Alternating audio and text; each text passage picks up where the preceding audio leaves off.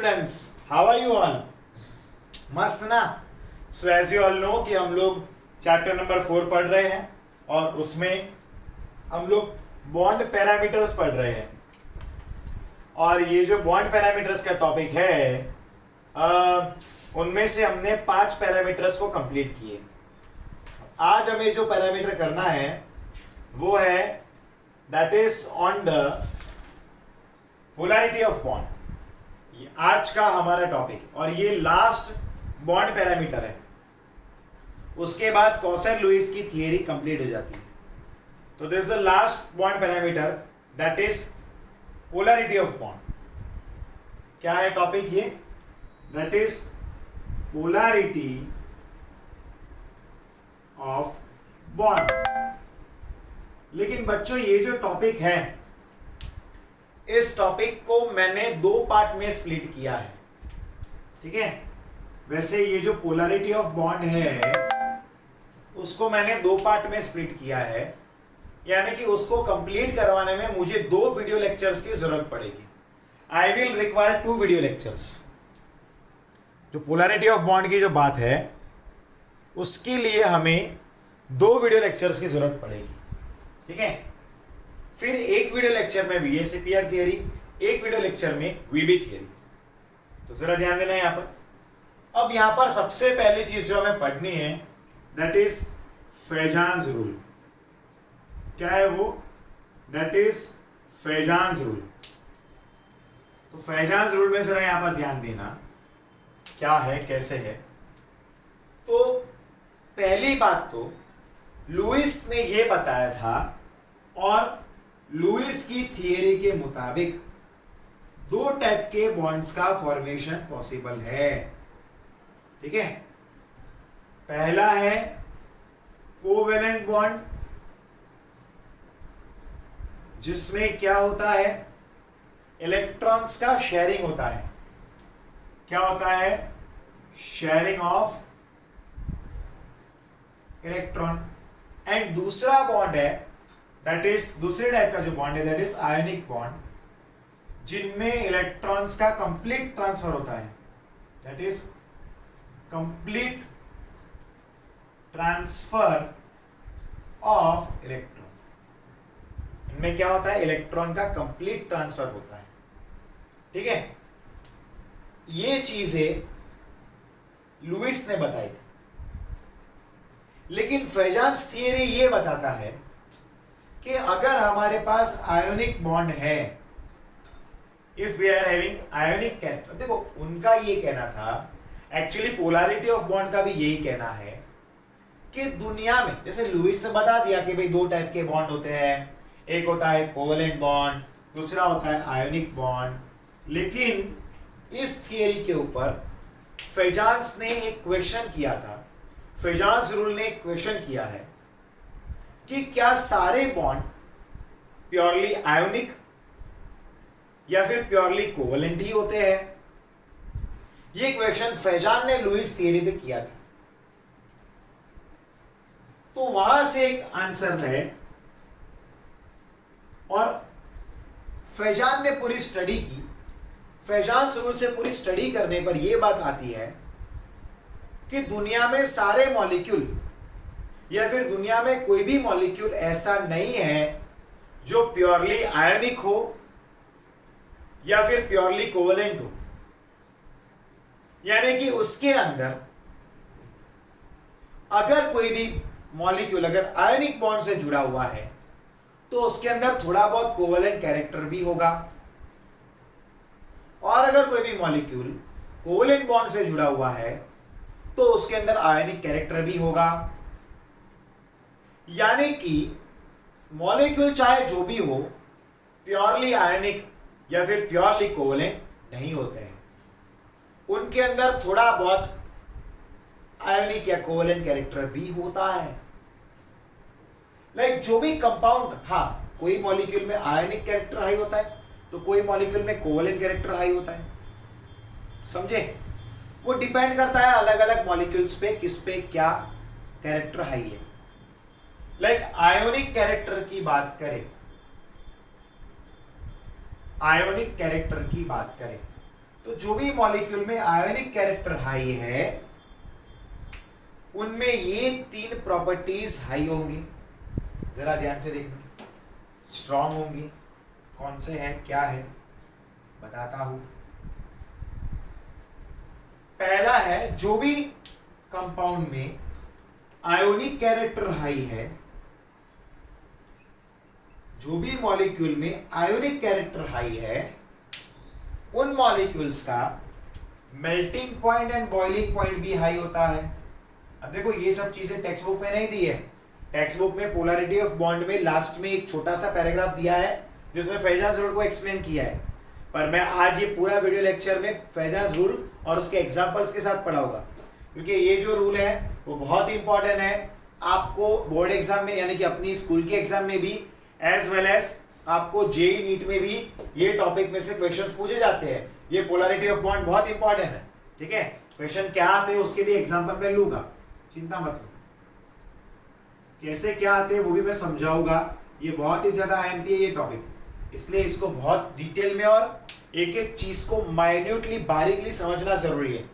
Now all those compounds which are having high ionic character, their melting point and boiling point will be high.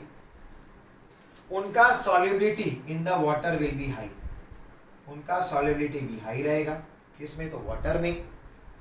वो thermally stable होंगे। क्या होंगे, thermally stable रहेंगे, यानी कि thermal stability high रहेगी। ये 3 चीजें याद रखना। जिसका आयोनिक कैरेक्टर हाई है उनका melting point, boiling point high, solubility high, thermal stable है। अब आपको ये पता होना चाहिए कि भाई थर्मल स्टेबिलिटी क्या।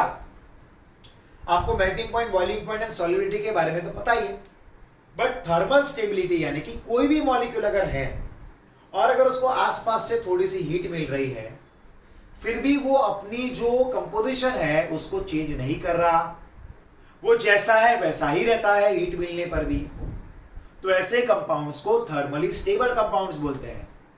क्या बोलते हैं, थर्मली स्टेबल कंपाउंड्स बोलते हैं, क्योंकि इनको हीट देने पर भी वो अपने प्रॉपर्टी को यानी कि वो अपने कंपोजिशन को चेंज नहीं करते हैं, और इन कंपाउंड को हम लोग थर्मली स्टेबल कंपाउंड बोलते हैं। अब यही टॉपिक में हमें 2 और डेफिनेशंस पढ़ने हैं। लाइक एक है पोलराइजिंग पावर, पोलराइजिंग पावर। अब पोलराइजिंग पावर किसका होता है पहले हम ये समझते हैं। भाई पोलराइजेशन क्या होता है पहले आप वो समझो। पोलराइजेशन यानी कि मान लो कि भाई हमारे पास कोई भी कैटायन है, ठीक है, ये रहा, और हमारे पास एनायन है, ये रहा। अब अगर ये एनायन जो है बच्चों, ये एनायन साइज में बड़ा ही रहता है। अब ये कैटायन जो होता है वो एनायन के इलेक्ट्रॉन क्लाउड को डिस्टॉर्ट करता है, यानी कि अपनी तरफ खींचता है, पोलराइज करता है। समझ में आया?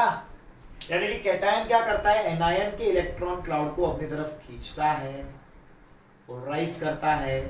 अब पहले ये सर्कुलर था पर अब थोड़े इलेक्ट्रॉन इस तरफ शिफ्ट हुए हैं, इस तरफ शिफ्ट हुए हैं, इसको बोलते हैं पोलराइजेशन, शिफ्टिंग और distortion.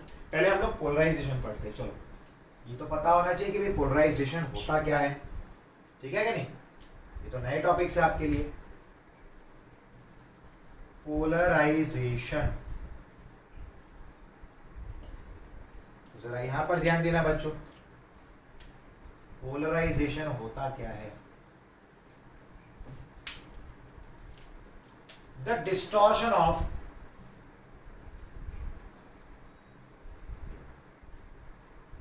Electron cloud towards cation is called polarisation. उस तरफ जाना, अट्रैक्ट होना। लाइक आप लोग कोई शॉपिंग मॉल में गए हो और वहां पर शॉपिंग कर रहे हो और अपनी मस्ती में हो, बट वहां पर अगर मान लो कोई अचानक से कोई एक्टर आ गया या कोई स्पोर्ट्स पर्सनालिटी आ गई या कोई पॉलिटिशियन आ गया, तो सब लोग क्या होंगे, उस तरफ अट्रैक्ट होंगे। सबका ध्यान वहाँ होगा उसको देखने के लिए, सब वहाँ जाएंगे थोड़े थोड़े उनको देखने के लिए, सुनने के लिए। पोलराइजेशन यही होता है इलेक्ट्रॉन क्लाउड का डिस्टॉर्शन। अब इसके बाद जो डेफिनेशन है वो है पोलराइजिंग पावर।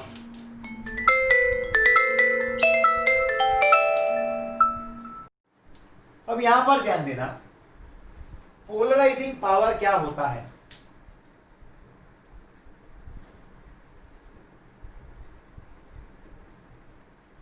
कैटायन जो होता है वो एनायंस को क्या कर सकता है, पोलराइज करते हैं, उसके इलेक्ट्रॉन्स को पोलराइज करते हैं।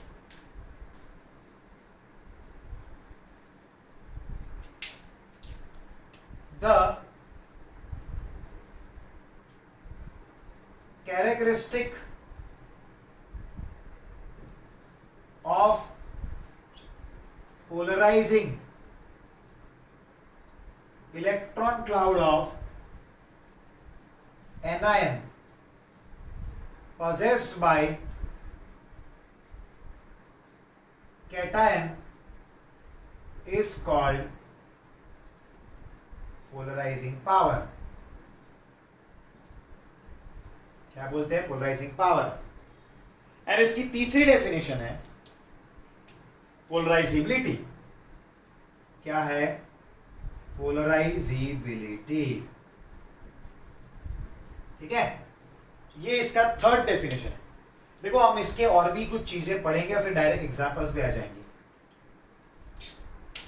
अब ये कौन शो कर सकता है, anions. The characteristic of anion to distort its electron cloud is called polarizability। ठीक है, ये कौन करता है, मान लो B माइनस यानी कि एनायन, ये कौन करता है A प्लस यानी कि कैटायन। इसको मैं A प्लस लिख देता हूं, इसको मैं B माइनस लिख देता हूं, काम खत्म। क्लियर है।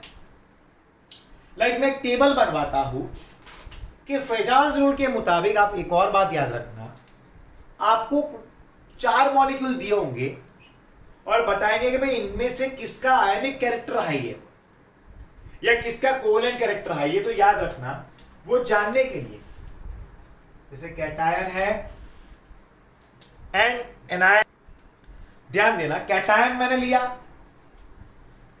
और यहां पर एनायन है, तो कौन से मॉलिक्यूल का आयनिक कैरेक्टर ज्यादा, आयोनिक कैरेक्टर, यहां पर ही लिख देते कैरेक्टर। कैरेक्टर अगर मैं, हाँ ठीक है, लाइक अगर किसी का आयनिक कैरेक्टर हाई है, कोई भी मॉलिक्यूल का अगर आयोनिक कैरेक्टर हाई है, इसका मतलब उसके कैटायन का साइज हाई होगा। याद रखना उनके साइज की बात है, कैटायन साइज में लिख देता हूं यहाँ पे ताकि आपको कोई कंफ्यूजन ना हो। और उसके एनायन का साइज लो होगा। सेम अगर किसी का कोवेलेंट कैरेक्टर हाई है तो उसके कैटायंस छोटू छोटू होंगे बट उसके एनायन बड़ू बड़ू होंगे, मोटू पतलू, बराबर क्या नहीं। तो याद रखना जिसका आयनिक कैरेक्टर हाई है उसके कैटायन का साइज बड़ा होगा, यानी कि वो थोड़े से पीरियोडिक टेबल के लेफ्ट हैंड साइड वाले एलिमेंट्स होंगे, लाइक लिथियम है, मैग्नीशियम है, कैल्शियम है, बराबर, सोडियम है, पोटेशियम है, उनके कैटायंस के साइज बड़े रहते हैं। क्लियर हुआ कि नहीं। और ये जो टेबल मैंने लिखवाया है ये इस पूरे टॉपिक का गुरु मंत्र हो गया। ठीक है, अभी हम लोग करेंगे कुछ एग्जांपल्स। ये पूरा टॉपिक, इस पूरे टॉपिक का ये सबसे इंपॉर्टेंट टेबल है। तो चलो जल्दी जल्दी आप लोग इसका स्क्रीनशॉट ले लो, फिर मुझे आपको इसके एग्जाम्पल समझाने हैं। सो जल्दी जल्दी इसका स्क्रीनशॉट ले लो। चलो मैं 30 सेकेंड्स वेट करता हूं। Take the screenshot of this, come on, take the screenshot of this, come on fast.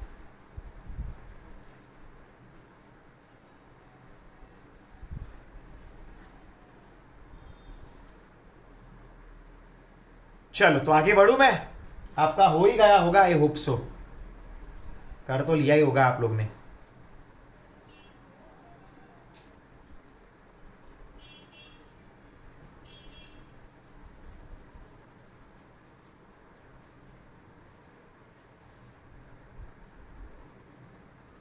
चलो तो फिर आगे बढ़ते हैं, इसके एग्जांपल्स लेते हैं हम लोग। अब कैसे क्वेश्चंस आते हैं, हम 4-5 एग्जांपल्स लेंगे तो आपको क्लैरिटी आ जाएगी। ठीक है, चलिए एग्जांपल्स कुछ मैंने सॉर्टेड किए हैं इधर। लाइक हमारे पास एक मॉलिक्यूल है BeCl2 एंड मेरे पास है BaCl2। हमें बताना है कि भाई किसका आयनिक character high, whose ionic character is high। ठीक है, अब यहां पर पोलराइजेबिलिटी में याद रखना, उसको हम लोग डिनोट करते हैं फाई से, and that is equal to charge upon radius. क्या आएगा, चार्ज अपॉन रेडियस। क्लियर है, चार्ज अपॉन रेडियस। ओके, इसको आयनिक पोटेंशियल भी बोल सकते हैं। जरा ध्यान से देखना, आयनिक कैरेक्टर किसका हाई। अब यहां पर क्लोरीन यानी कि एनायन दोनों का सेम है, एनायन इज सेम,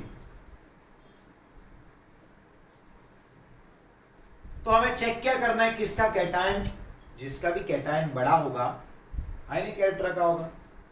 बेरिलियम या बेरियम किसका होगा। अब बेरिलियम और बेरियम जो है वो सेम ग्रुप के एलिमेंट है, लेकिन बेरिलियम ऊपर है एंड बेरियम नीचे है।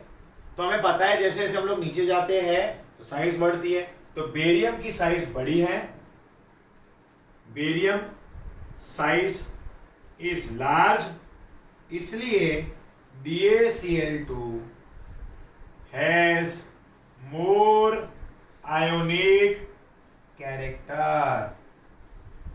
उसका आयनिक कैरेक्टर क्या हो जाएगा, हाई हो जाएगा। क्या हो जाएगा, उसका आयनिक कैरेक्टर हाई होगा।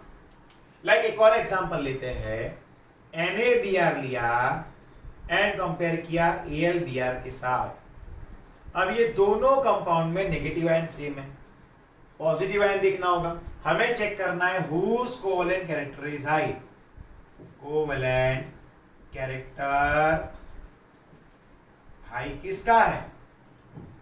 तो जरा ध्यान से देखना, इस किसका कोवेलेंट कैरेक्टर हाई होगा, बताओ मुझे। चलो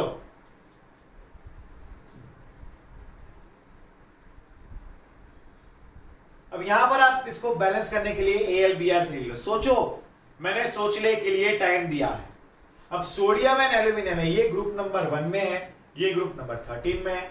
यहां पर हमारे पास एनायन तो सेम है पर कैटायन अलग अलग है, और सोडियम कैटायन साइज में बड़ा है, इसका आयनिक कैरेक्टर होगा, ये साइज में छोटा है, इसका होगा कोवेलेंट कैरेक्टर हाई।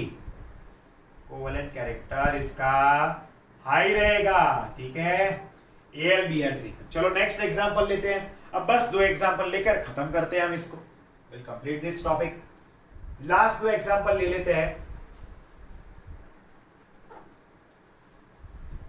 2 एग्जांपल देख लिए और 2-3 एग्जांपल देख के कंप्लीट करते हैं।